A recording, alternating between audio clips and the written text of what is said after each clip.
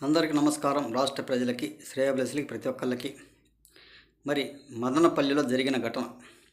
మరి తగలబెట్టమని చెప్పింది మీరే, తగలబెట్టింది పెద్దిరెడ్డి రామచంద్రారెడ్డి మనుషులు, వాళ్ళ అనుచరులు మాత్రమే.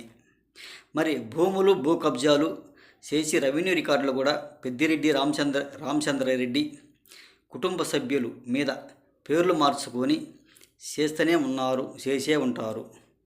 మరి ప్రభుత్వం మారగానే మీ మీద చర్యలు ఏమైనా తీసుకుంటారేమనే కదా అలా చేయటం కూడా. ఒక కలెక్టర్ ఆఫీస్లో ఉన్న ఫైల్స్ని తగలబెట్టడం మీకు బాగా అలవాటు అయిపోయింది. ఇదేమన్నా సరి అయిందేనా? ఒక కలెక్టర్ ఆఫీస్కి వెళ్ళి ఫైలు తగలబెట్టడం, ఒక దౌర్జన్యం చేయటం, ఒక దాడులు చేయటం, ఇది బాగా మీకు అలవాటు అయిపోయింది. మీకు, మీ కుటుంబ సభ్యులకు, మీ అనుచరులకు వాళ్ళ పేర్లు మార్చడం ఏంటి? ఎలా మార్చారు? ఎలా చేయగలిగారు? ఇదేమన్నా సహజమేనా? మీ రికార్డులలో ఎలా దోచుకున్నారు, ఎలా సంపాదించుకున్నారు, ఎంతవరకు సంపాదించుకుని ఎలా దోచుకున్నారన్న దట్టుగా ఒక పెట్టుబడుల కోసం దోచుకున్న దానికోసం రికార్డులు రాసుకొని ఉంటారు.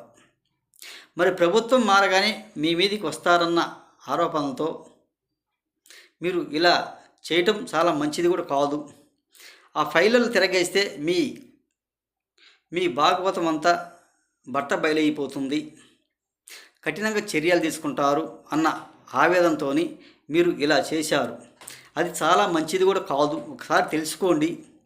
మరి ప్రభుత్వం మారితే మీ మీద చర్యలు తీసుకుంటారనే ఇంత పని చేయటం కూడా పెద్దిరెడ్డి రామచంద్రారెడ్డి గారు. మరి దళితుల భూములు భూ కబ్జాలు చేసి మీ మీద మార్చుకోవటం, మీ మీద చెల్లించుకోవటం అది సహజమేనా? ఇలా ఎంతమందిని ఏడిపించింటో, ఎంతమంది కాడ దోచుకుంటే ఎలా చేసి ఉంటారు ఒకసారి చెప్పండి. మరి రేపు అవన్నీ చూడగానే ఎవరెవరు తగలబెట్టారు, దీని మనుషులు ఎవరు, ఏమిటి, వాళ్ళు ఎందుకు పారిపోయారు, ఎలా పారిపోయారు అనేది తెలుసుకుంటారా లేదా? ఇప్పుడు ఊర్లు వదిలేసి వెళ్ళిపోవడం ఎంతవరకు సహజము? మరి మీరు ప్రతి ఒక్కరు కూడా మీరు చేసినట్టే కదా. మరి కలెక్టర్ ఆఫీసులో, రెవెన్యూ ఆఫీసులలో ఫైలు తగలబెట్టడం, ఇంత దారుణంగా అంత దోపిడీగా చేయటం ఏ ప్రభుత్వంలో కూడా ఎప్పుడు కూడా లేదు గత ప్రభుత్వాలలో. ఇది ఒక మాఫియా ప్రభుత్వం అయిపోయింది ఈ వైసీపీ అంటని ఈ 5 సంవత్సరాలు. వాటి సమాధానం చెప్పగలే దమ్ము, ధైర్యం మీకేముందా? దోచుకున్నాక ఎవరు ఏం చేయలేరు, మమ్మల్ని మా జోలికి వచ్చేవాళ్ళు ఎవరు, ఎన్ని బయటపడవు అని అప్పుడు అనుకున్నారు. మళ్ళీ వచ్చేది మా ప్రభుత్వం మీద, మమ్మల్ని ఏం చేస్తారు, ఎవరు ఏం చేయడానికి ఆస్కారం లేదు కదా, మళ్ళీ మా ప్రభుత్వమే కదా, జనాలు మాకే ఓటేస్తారు కదా అంటారు.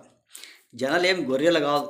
ప్రతి ఒక్కరికి తెలిసిపోయింది మీ ప్రభుత్వం గురించి, మీ దోపిడీ గురించి, మీ దౌర్జన్యాల గురించి తెలియబట్టే మీకు బాగా గుణపాఠం చెప్పగలిగారు. మీ ప్రభుత్వం రాకుండా కొంచెం ఇటువంటి పనితనం మానివేయండి. ఇటువంటి భూ కబ్జాలు చేసినవి అయిని తెలియపరచండి. మరి ఎంత దోచుకున్నారు, ఎలా దోచుకున్నారు అనేది. ఇది చాలా మంచిది కూడా కాదు. పెద్దిరెడ్డి రామచంద్రారెడ్డి గారు కొంచెం తెలుసుకోండి. ఎంత మూర్ఖత్వంగా, ఎంత సైకోగా, ఎంత పనితనంగా చేశారో ఒకసారి ఆలోచించుకోండి. మీ మనస్తత్వం మీరే ఆలోచన చేసుకోండి. ఇది చాలా మంచిదే కాదా మీరు చేసిన పనితనం అంతా అనేది. ఇలా ఏ ప్రభుత్వం కూడా చేయలేదు, ఎవరు కూడా చేయలేదు. రేపు మరి ఆ ఫైల్స్ తగలబెట్టిన వాళ్ళు తెలిస్తే వాటిల్లో పనితనం ఏంటి, మీ మీద చర్యలు తీసుకుంటారా లేదా? మరి మీ మీద చర్యలు తీసుకుంటారే కానీ ఆ ఫైల్ తగలబెట్టడం కూడా. ఇక్కడి నుంచన్నా మారండి, బుద్ధి తెచ్చుకోండి. జనాలు ఓట్లు వేయలేదు, మీకు అధికారం లేదు కాబట్టి ఈ విధంగా చేశారు కాబట్టి ఒక మూర్ఖత్వంగా, ఒక సైకోగా మీరు చేశారు. ఇది చాలా మంచిది కూడా కాదు. మీలాగా ఎవరు చేయలేదు, ఎవరు చెయ్యబోరు. మీరు ప్రతి ఒక్కరు కూడా రెచ్చగొట్టుకుంటున్నారు. మీలాగా చెయ్యాలనే రెచ్చగొడుతున్నారు కానీ మీలాగా ఎవరు చెయ్యరు